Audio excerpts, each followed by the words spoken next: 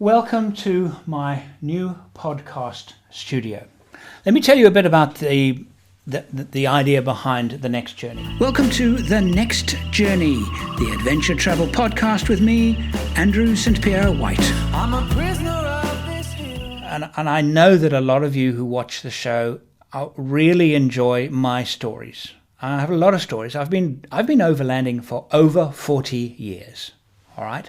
I did the first proper overlanding, and when I say overlanding, I'm talking about an expedition style trip in 1975 with my parents and my brother, and it was in Botswana. And it was if I think about it now, incredibly remote and actually quite risky, because I don't think my father really knew too much about the risks that we were confronting, and we got away with it. But it sowed a seed that grew and grew and grew, and I do this for a living, and I have been doing it for a living for close on 30 years. After I left school, while I was at school, did a number of amazing trips with my parents, I became a commercial film editor. I would edit commercials. I did some dramas and did some documentaries, but it was mostly commercials, and I won awards for my editing in New York, in Cannes, and in South Africa. And so I was good at editing. I realized quite early on that I had a knack and I had a skill set, which was I'm good at editing. That has translated into now I do these off-road and overlanding shows. It means that I'm good at telling stories, because that's what editing is, it's telling stories. And so people love my stories. And so I've kind of combined that history of film with my love of the outdoors and love of these experiences. But these are just my stories. What about those other people? The people that I've interacted with through my life have some amazing stories to tell, and I want to try and tell their stories.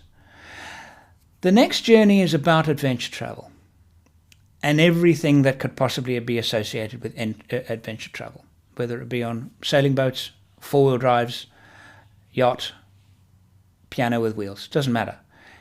Anything that can take you out of your comfort zone a bit, and the cleansing and, as I said, the spiritual power of travel is The Next Journey.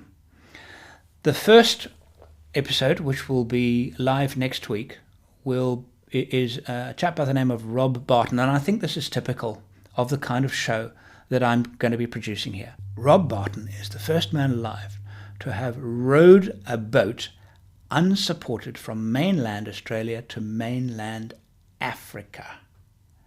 And I had him in my studio. What a fascinating story to tell. Absolutely wonderful. This is the kind of story that I want to share with you. And I'm going to start by, right now, episode 1, with a story of my own, which has not been told. And that is how I ended up in jail in, of all places, Norway. This was 1981.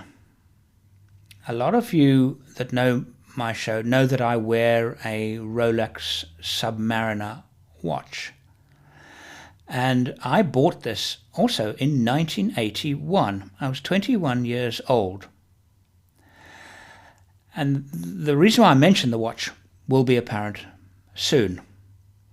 My good friend and I, his name is Dirk, we're still in contact. He lives in Cape Town. I live in Perth, Australia.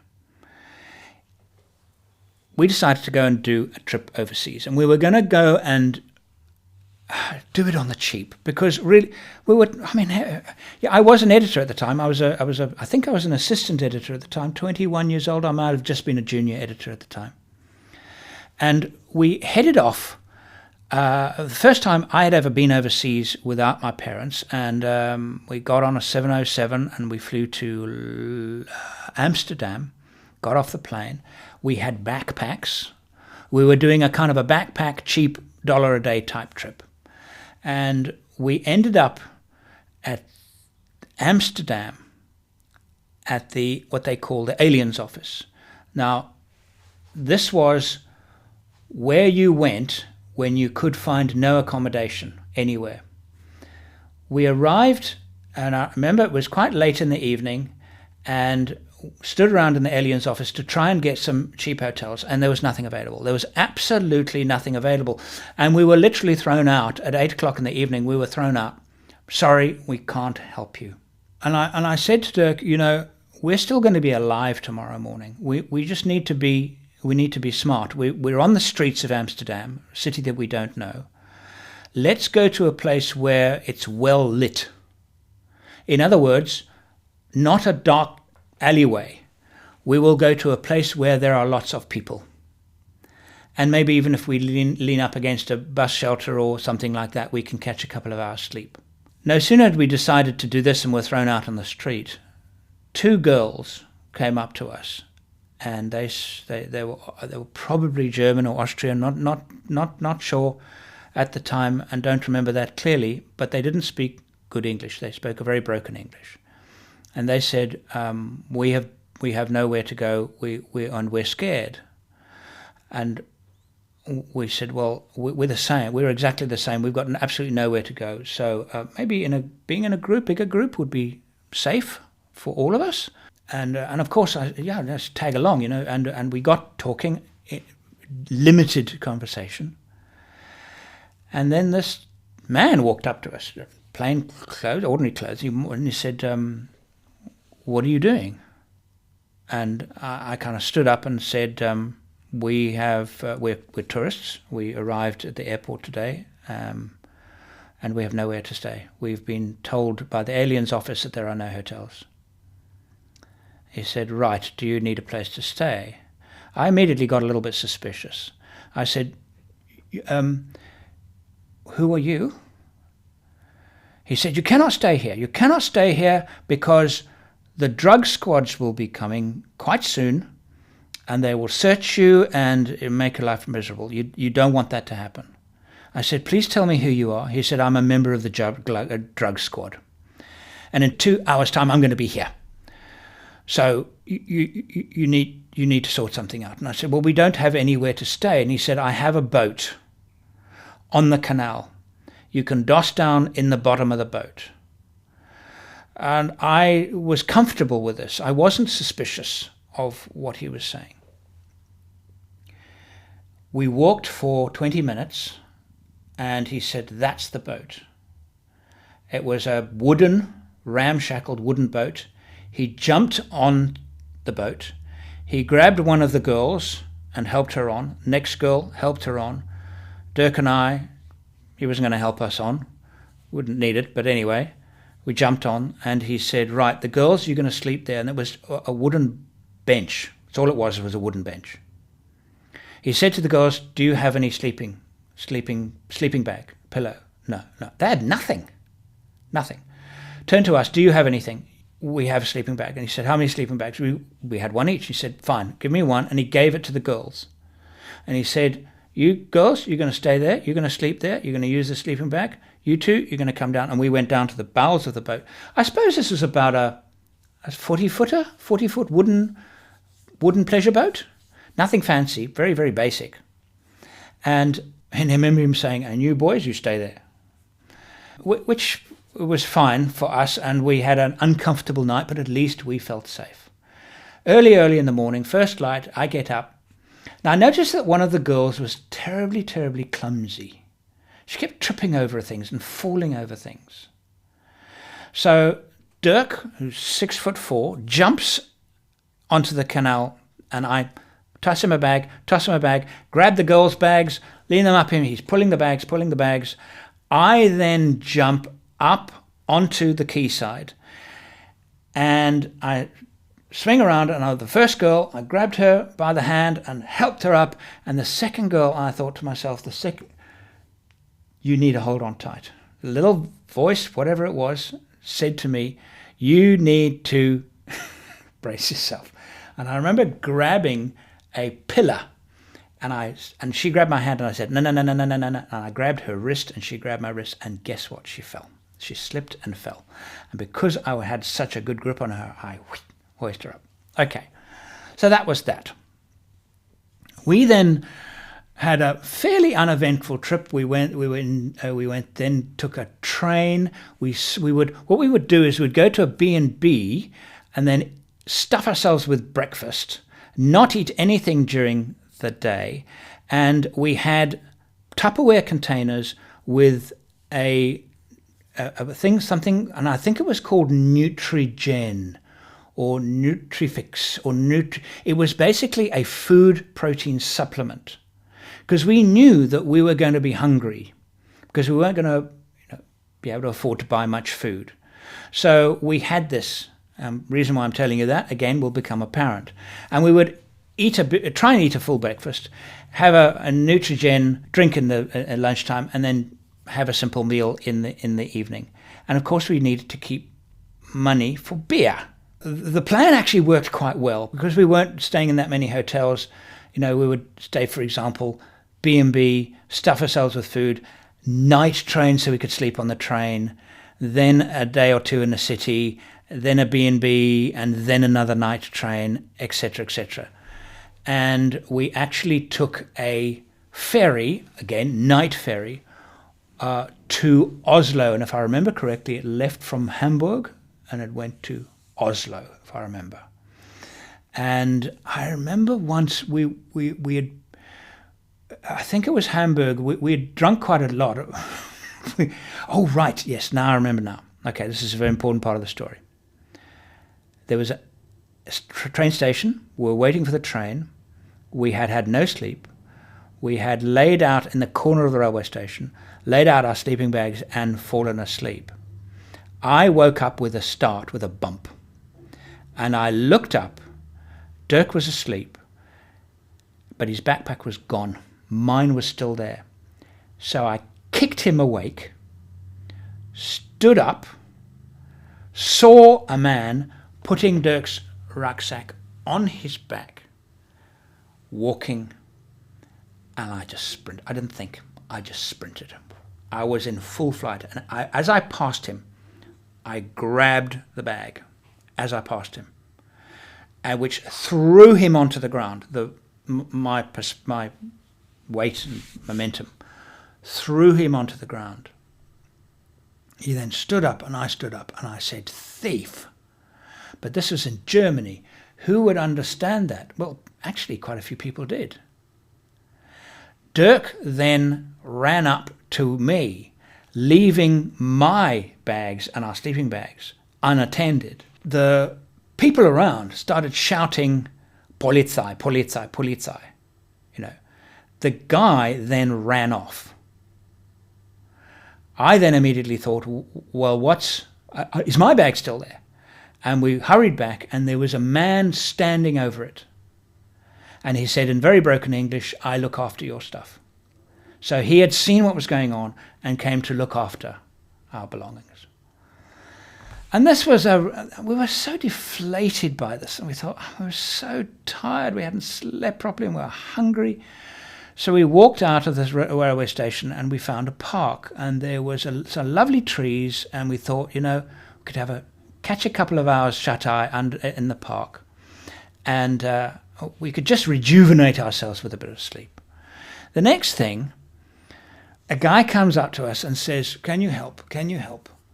My car needs to be pushed." "Yeah, sure, we can help you push your car, I guess." So we got up, and broken English, we started, and I remember it was a Ford Cortina. It was an orange Ford Cortina. And we pushed, and it was pushing backwards to start it backwards. But then he was kind of in the car and out the car, and I was trying to say to him, "Get in the car and steer and put it in reverse, and we can just push you a little and you can start the car." It wasn't going to be a difficult start. But he wouldn't get in the car. He was also trying to push and steer. The car started accelerating, and now he couldn't get into the car. And the door that was hanging open, hooked on a post, was ripped right backwards. It was a complete calamity, and this guy now started shouting at us and everything. And anyway, so we went back, and we then decided, well, the sleep isn't going to work. Let's go and drink some more beer, which we did, which you do when you're 21 years old. We got on to a ferry from Hamburg to Oslo, and we decided, well, we have to make the evening last. We were sleeping on the basic accommodation on the slip. I think it was just on the ship. It was a big open place where you could just plop your sleeping bag down. No beds or anything, but at least there was a space for people like us with no money and traveling Europe on a dime a day. And so sat in the lounge, and we would drink half beers, and we reckoned, well, the whole evening, all we could actually afford was maybe 3 beers each, but they would have to be half pints because we couldn't afford any more. And some Danish people who came and said hello to us and asked us what we were doing. We told them we were traveling. And they said, would you like some beer?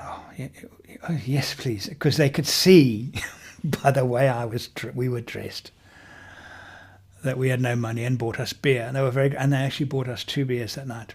And they didn't interfere with us. They just, when our beers were down, they came along and just bought us a couple of beers. They were very, very nice. Very, very nice of them. And we had a lovely evening, actually.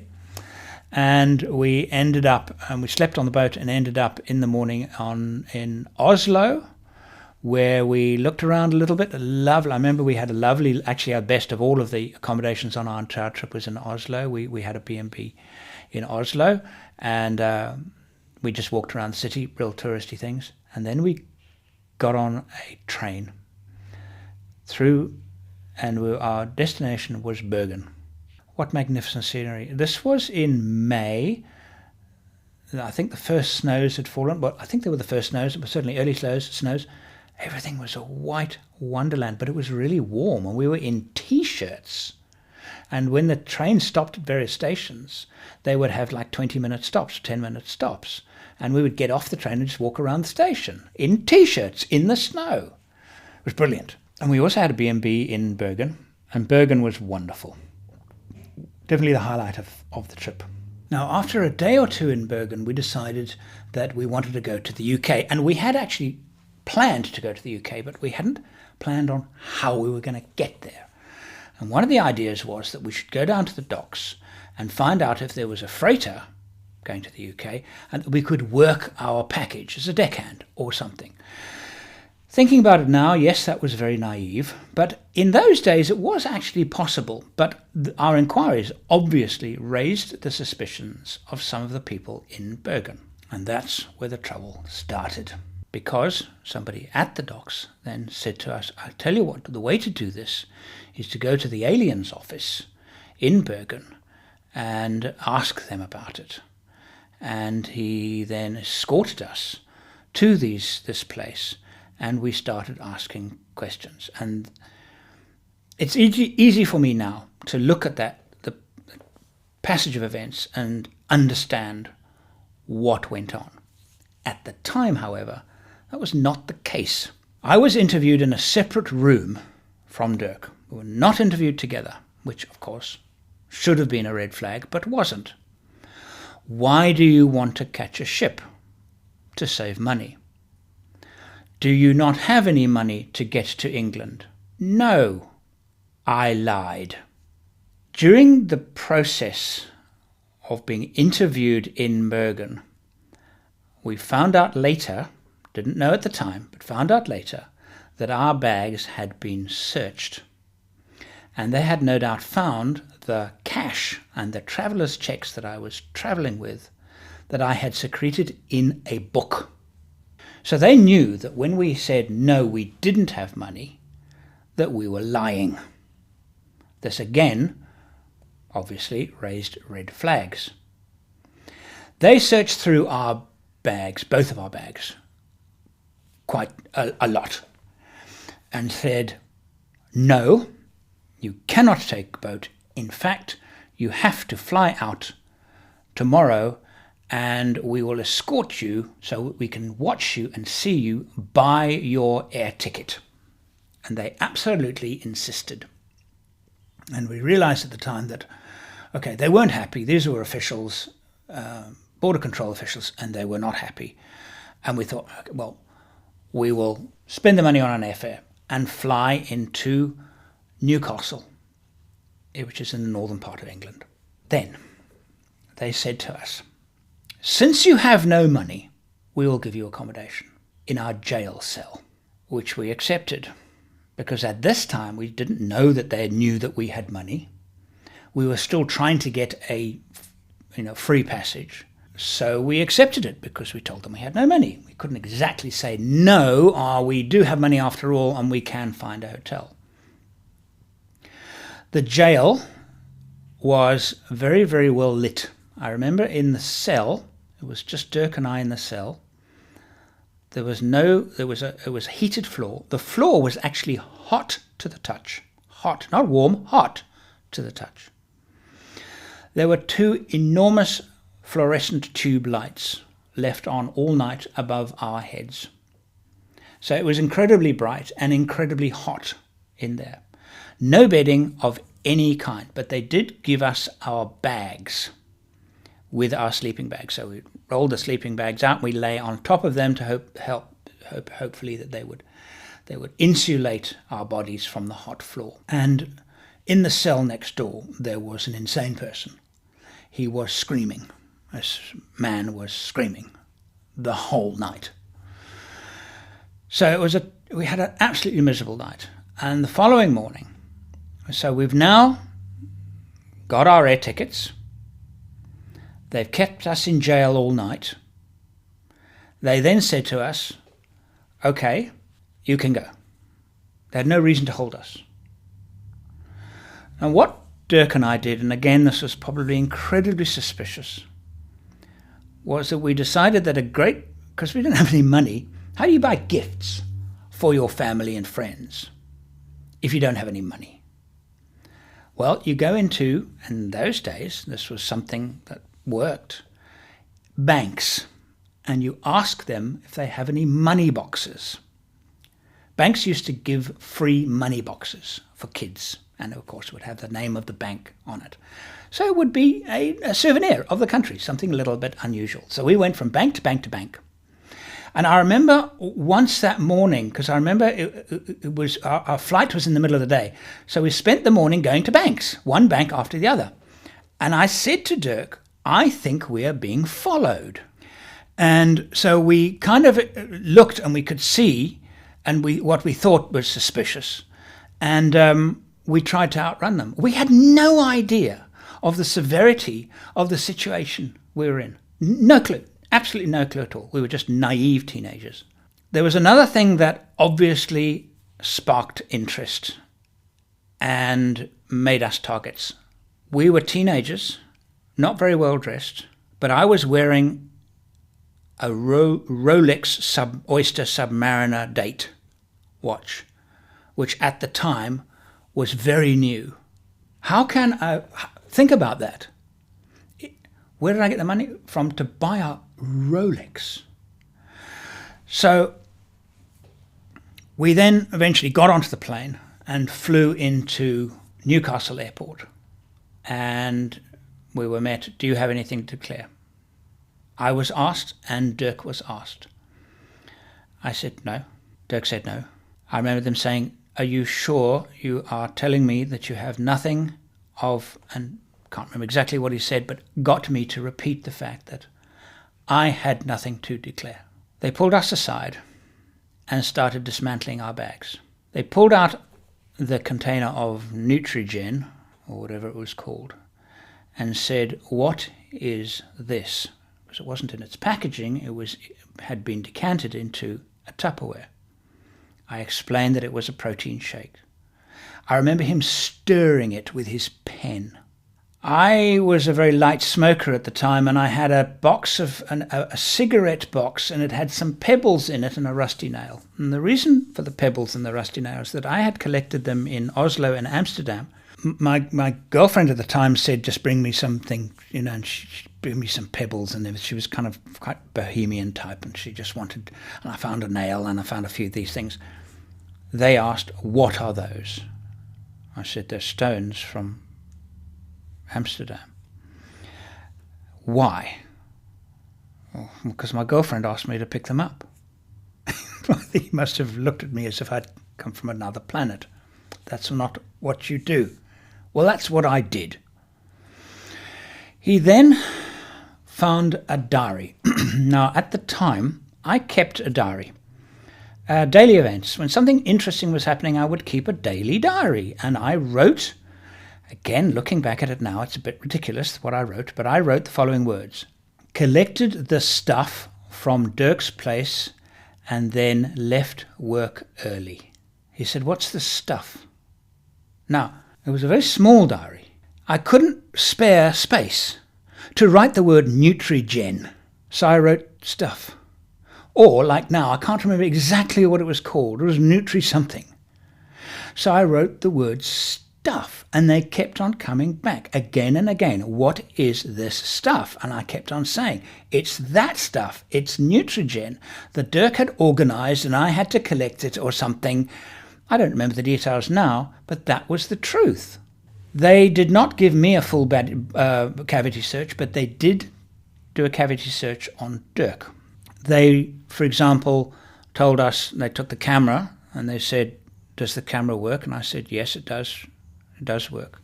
And they said, we need to open it up. And I said, well, that's fine. And then I wound the film into its container so it wouldn't, what I'd taken pictures of wouldn't be destroyed. And they then kept that aside, and they put it aside. I'm sure that they were going to perhaps use it as, I don't know, difficult to know right now why they put it aside, but obviously they were suspicious of it.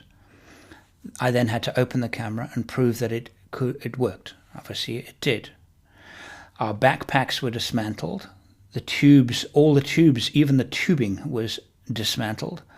And they blew air through it with their mouths to make sure that there was no obstruction. In other words, nothing stored in. Why they didn't just x-ray it, I don't remember at this moment. They went through our belongings with an incredibly fine tooth comb. The man then said to me, what route did you come? And I explained that it was from South Africa, Amsterdam, Hamburg, Oslo, Bergen, UK. He said, that's a very strange route. And I remember my reply was, I don't know what you mean by strange. It's a logical route. This way, I do a big arc of Europe and I don't have to cover the same tracks twice. I don't understand why you think it's strange. He went, oh, yeah, actually does look quite a good route. I remember him saying that to me. He said, right towards the end of it, they had only found these little stones. That's the only suspicious thing that they had found. He said, what are we looking for? And I remember answering without hesitation. I said, drugs. He said, why drugs? I said, well, okay, I live in Johannesburg, and if you want to buy drugs, it's really not difficult to buy drugs. In Amsterdam, they want to assault you if you don't buy the drugs from them. And so it has to be, what else could it be? It has to be drugs. He said, do you do drugs? And I said, no. And it was the absolute truth. I said, I'm just completely not interested in drugs of any kind. No, nothing. And I think he believed me, because by that stage they had found nothing. I said, what are you looking for if it's not drugs? He said, diamonds. And I remember thinking and saying to him, so South Africa is a diamond producing country. Amsterdam is the capital of the world diamond cutting industry is in Amsterdam. That's all I can think of. And he picked up the stones and he said, those were discovered by the aliens office in Bergen, and they called us and they said, we've got these two young guys coming off the flight that asking to take a working freighter to the UK, wanting to avoid ordinary transport systems, which in itself is suspicious. They then found the stones and put 2 and 2 together and got 112 instead of 4. And they let us go. And that is how I came to spend a night in jail. We had been at the airport for a tad under 4 hours during the searching process. This is Newcastle Airport in the UK. And I said to the guy, I said, we've missed our free coach into town. There's no other public transport running now. What are you going to do about it? He said, nothing. Your problem, mate. We're going to do absolutely nothing. You're on your own. That ticked us off a lot, actually, because they could have actually done something. They could have done something because we were completely innocent. And we look back on it now and think to ourselves, of all the stupid things that you can do, we did most of them because we were naive. We were just completely naive. But it makes a great story to tell. And if I think about my events that have taken place during air travel and cross-border travel, that is without doubt the most bizarre. I hope you've enjoyed my little story. There are lots of wonderful stories ahead. You'll find them on the Next Journey podcast broadcast here, where you found this one, and where all good podcasts are broadcast. Weekly, on Sundays, The Next Journey. See you next time.